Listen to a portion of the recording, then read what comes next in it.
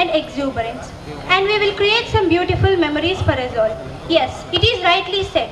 Days are not lost when memories are created.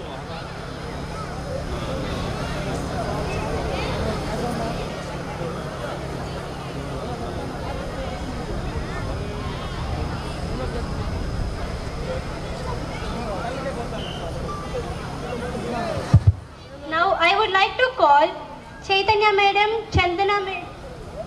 And prosperity. As sunlight expels the darkness of night, similarly blessings bring in our life prosperity and happiness.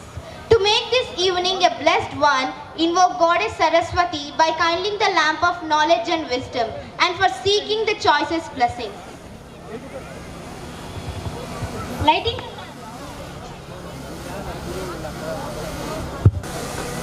कदली हो दिया एकर दबा कदली चलता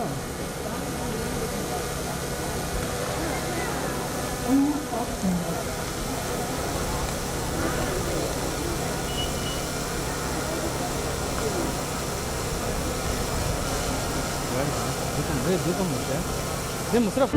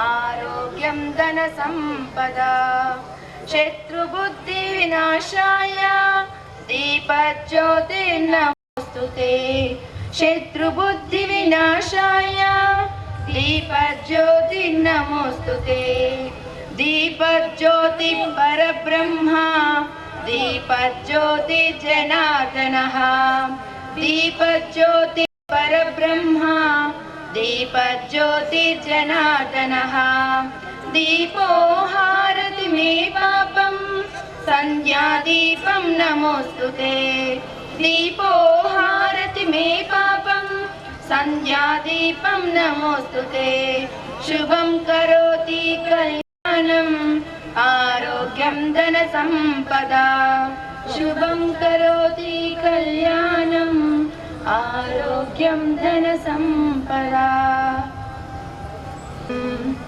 महागणपतिं मनसा स्मरामि महागणपतिं मनसा स्मरामि महागणपतिं मनसा स्मरामि महागणपतिं मनसा स्मरामि महागणपतिं मनसा स्मरामि वसिष्ठवामदेवातिवन्दनं महागणपतिं मनसा स्मरामि वसिष्ठवामदेवातिवन्दितं महागणपतिं मनसा स्मरामि महागणपतिं महादेवसुतं महादेवसुतं गुरुगुहनुतं महादेवसुतं गुरुगुहनुतं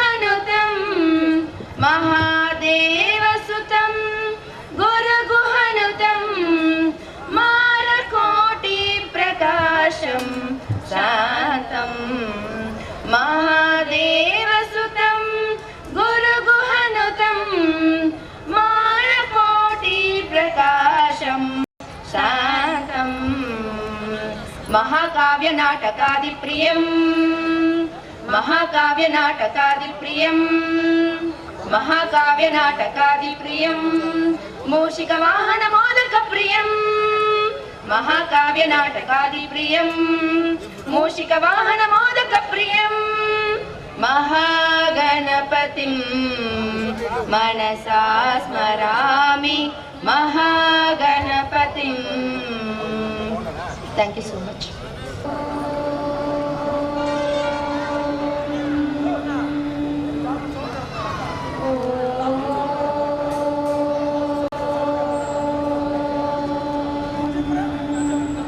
ನಾನು ಕದಿಲಿಸಿದ ನೀವು ದನ ಮಾಡ್ತಾರೆ ಬಿರಿಯಾನಿ ಕೆಳಗೆ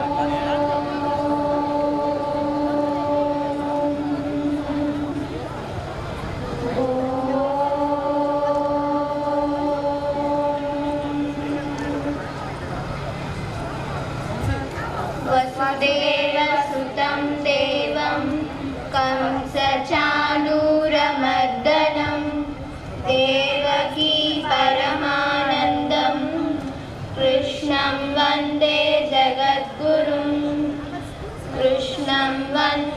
जगद्गुरुं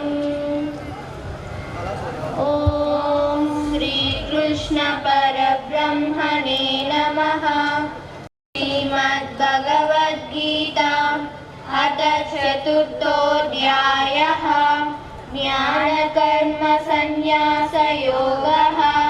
श्रीभगवानुवाच इमं विवस्वते योगं प्रोक्तवानहमव्ययं विवस्वान्मनवे प्राह मनुरिक्ष्वाकवे ब्रवीत् एवं परम्परा प्राप्तम् इमं राजर्षयो विदुः सकाले नेह महता योगो नष्टः परन्तप स एवायं मया तेज्य योगः प्रोक्तः सनातनः भक्तोऽसि मे सखा चेति रहस्यं ह्येतदुत्तमम्. अर्जुन उवाच अपरं भवतो जन्म परं जन्म विवस्वतः कथमेतद्विजानीयाम् त्वमादौ प्रोक्तवानिति. श्रीभगवानुवाच बहूनि मे व्यतीतानि जन्मानि तव चार्जुन तान्यहं वेद सर्वाणि न त्वं वेत्त परन्तप. अजोऽपि सन्नव्ययात्मा भूतानामीश्वरोऽपि सन् प्रकृतिं स्वामधिष्ठाय सम्भवाम्यात्ममायया. यदा यदा हि धर्मस्य ग्लानिर्भवति भारत अभ्युत्थानमधर्मस्य तदात्मानं सृजाम्यहं. परित्राणाय साधूनां विनाशाय च दुष्कृतां धर्म संस्थापनार्थाय सम्भवामि युगे युगे. जन्म कर्म च मे दिव्यम् एवं यो वेदि तत्त्वतः त्यक्त्वा देहं पुनर्जन्म नैति मामेति सोऽर्जुन. वीतरागभयक्रोधाः मन्मया मामुपाश्रिताः बहवो ज्ञानतपसा पूता मद्भावमागताः. ये यथा मां प्रपद्यन्ते तां सदैव भजाम्यहं. मम वर्त्मानुवर्तन्ते मनुष्याः पार्थ सर्वशः काङ्क्षन्तः कर्मणां सिद्धिं यजन्त इह देवताः. क्षिप्रं हि मानुषे सिद्धिर्भवति कर्मजा चातुर्वर्ण्यं मया सृष्टं गुणकर्म विभागशः. तस्य कर्तारमपि मां विद्यकर्तारमव्ययम्. न मां कर्माणि लिम्पन्ति न मे कर्मफले स्पृहा इति मां योऽभिजानाति कर्मभिर्न स बध्यते एवं ज्ञात्वा कृतं कर्म पूर्वैरपि मुमुक्षुभिः कुरु कर्मैव तस्मात् त्वं पूर्वतरं कृतं किं कर्म किमकर्मेति कवयोऽप्यत्र मोहिताः तत्ते कर्म प्रवक्ष्यामि यज्ञात्वा मोक्षसे शुभात् कर्मणो ह्यपि बोधव्यं च विकर्मणः अकर्मणस्य बोधव्यं गहना कर्मणो गतिः कर्मण्यकर्म यः पश्येत् अकर्मणि च कर्म यः स बुद्धिमान् मनुष्येषु स युक्तः कृष्णकर्मकृत् यस्य सर्वे समारम्भाः कामसङ्कल्पवर्जिताः ज्ञानाग्निदग्धकर्माणं तमाहुः पण्डितं बुधाः त्यक्त्वा कर्मफलासङ्गं नित्यतृप्तो निराश्रयः कर्मण्यभिप्रवृत्तोऽपि नैव किञ्चित् करोति सः निराशीर्यत चित्तात्मा त्यक्त्वा सर्वपरिग्रहः शारीरं केवलं कर्म कुर्वन्नाप्नोति किल्बिषम् यदृच्छालाभसन्तुष्टः द्वन्द्वातीतो विमत्सरः समसिद्धावसिद्धौ च कृत्वापि न निबध्यते गतसङ्गस्य मुक्तस्य ज्ञानावस्थितचेतसः यज्ञायाचरतः कर्म समग्रं प्रविलीयते ब्रह्मार्पणं ब्रह्महविः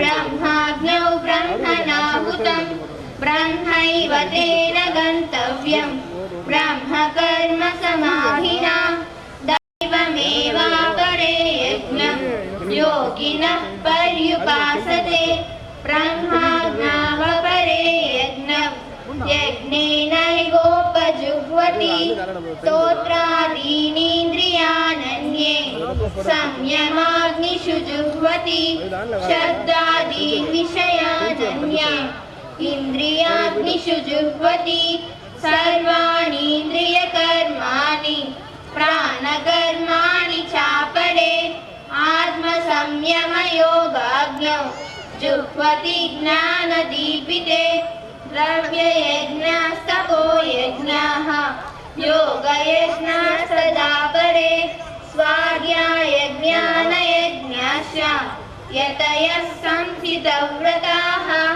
अपाने जुह्वति प्राणं प्राणे पानं तदापरे प्राणापानगतिरुद्ध्वा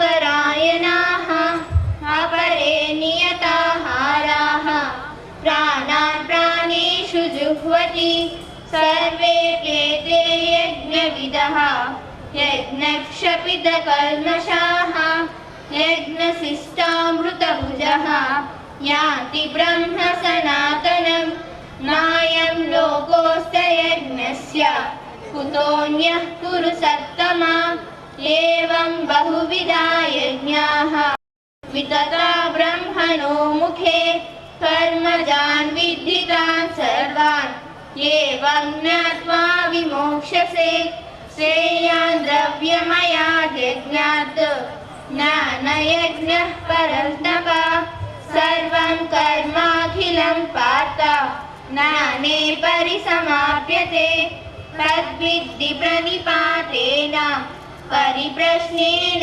सेवया उपदेक्षन्ति ते ज्ञानं ज्ञानिनस्तत्त्वदर्शिनः यज्ञात्वा न पुनर्मोहम् एवं यास्यसि पाण्डव येन भूतान्यशेषेण रक्ष्यस्यात्मन्यधो मयि अपि चेदसि पापेभ्यः सर्वेभ्यः पापकृत्तमः सर्वं ज्ञानप्लवेनैव रुधिनं सन्तरिष्यसि यदैदांसि समिद्धोऽग्निः भस्मसात् कुरुते जुना ज्ञानाग्नि सर्वकर्माणि भस्मसात् कुरुते तदा न हि ज्ञानेन सद्गुणं पवित्रमिह विद्यते तत्स्वयं योगसंसिद्धः कालेनात्मनि विन्दति श्रद्धवान् लभते ज्ञानं तत्परः संयतेन्द्रियः ज्ञानं लब्ध्वा परां शान्तिम् अचिरेणाधिगच्छति अज्ञस्य श्रद्धदानस्य संशयात्मा विनश्यति नायं लोकोऽस्ति न परः न सुखं संशयात्मनः योगसंन्यस्तकर्माणं ज्ञानसंच्छिन्न संशयम् आत्मवन्तं न कर्माणि निबध्नन्ति धनञ्जय तस्मादज्ञानसम्भूतं तुच्छं ज्ञानस्यात्मनः चिद्वैनं संशयं योगम् आतिष्ठोत्तिष्ठ भारत ॐ तस्सत् इति श्रीमद्भगवद्गीतासु उपनिषत्सु ब्रह्मविद्यायां योगशास्त्रे श्रीकृष्णार्जुनसंवादे ज्ञानकर्मसन्न्यासयोगो नाम चतुर्थोऽध्यायः। हरिः ओम्। श्रीगुरुभ्यो नमः। हरिः ओम्।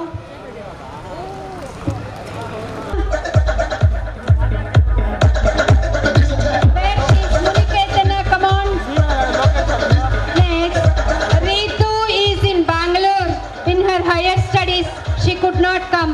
I welcome her father. I also welcome the parents of Manvita. If grandmother is here, I request Manvita's grandmother also to come here. Mother and grandmother. I also request Muniketana's mother and father onto the stage. Please, I request MUO sir to come onto the stage and bless them.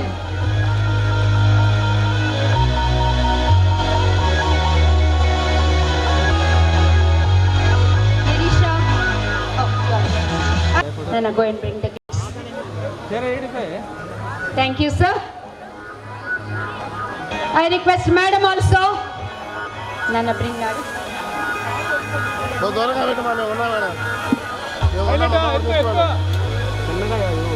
Last year.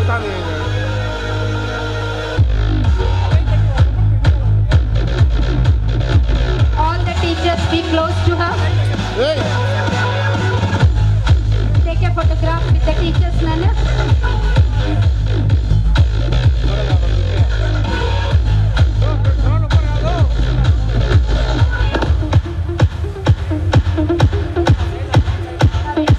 Time, Muniketana, come forward.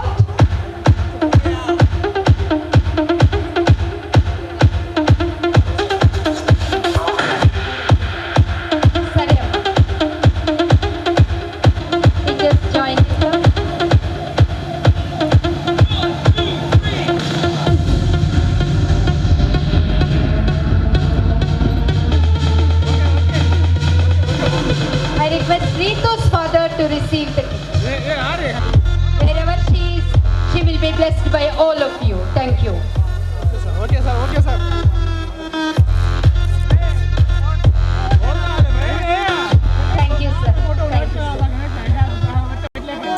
శేషులు మా తల్లిదండ్రులు మురే పెద్దసిద్ధారెడ్డి మురే లక్ష్మమ్మ గార్ల జ్ఞాపకార్థం ఈ అమ్మాయికి నేను ప్రోత్సాహక బహుమతిగా 5,116లను అందజేస్తున్నాను.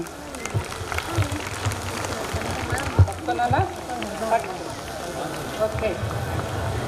ప్రతి సంవత్సరం కూడా శ్రీభువన విద్యాలయం టాపర్కు ఇలా బహుమతిని అందజేయాలని నేను కోరుకుంటున్నాను.